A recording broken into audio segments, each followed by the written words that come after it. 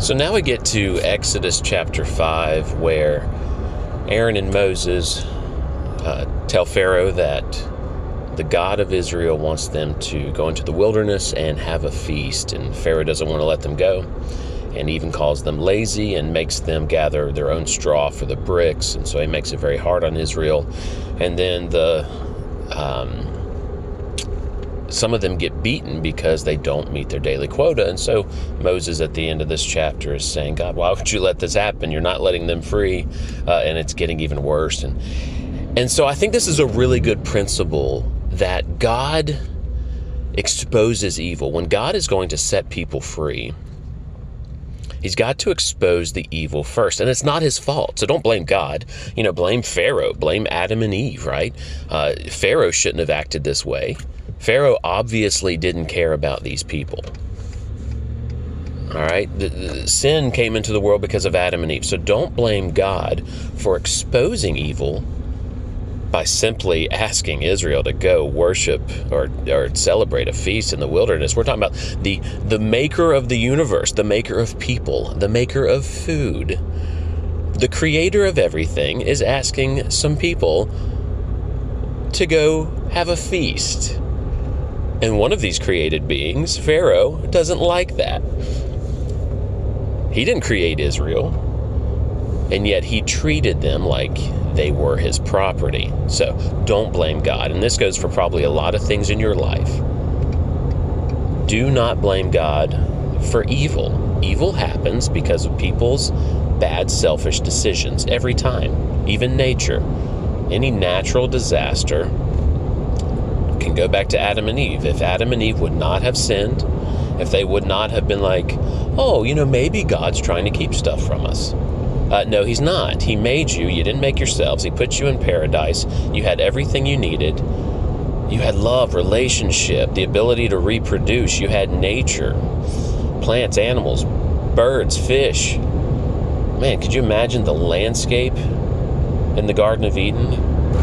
We were talking about paradise. God gave them paradise, and Satan was able to convince them that God was trying to keep things from them, and therefore they sinned. And that brought natural disasters. That brought sin into the world, and everybody's born in sin, and everybody's born thinking about themselves. So don't blame God for just exposing evil before he sets them free.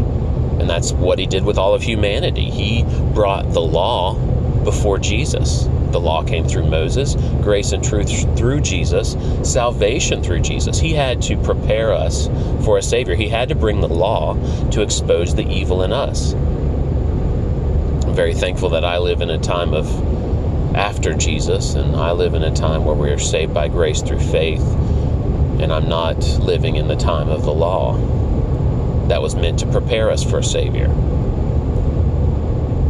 But this is how God works. He exposes evil before bringing salvation. You've probably experienced this in your life. That maybe God had a different relationship for you, different romantic relationship, or a different job. And he showed you how bad things were in your current situation before he set you free. That's not his fault. That's just great strategy. You've got to see things as they are so you appreciate where you're going.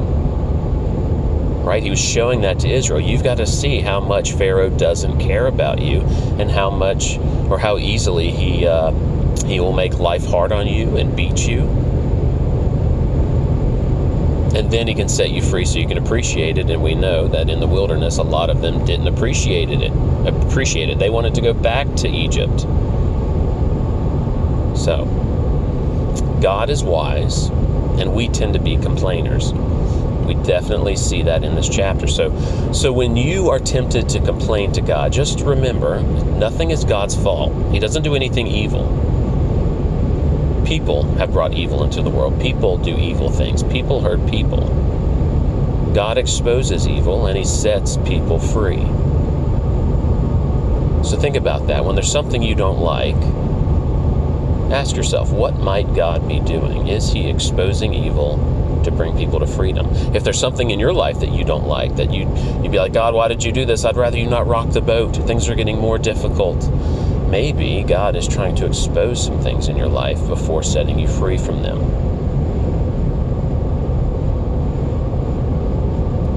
Don't be a complainer, and never blame God. Every good and perfect thing comes from the Father of lights, with whom there is no variation or shifting shadow. God is not hiding anything from you. He's not a trickster. He is good all the time.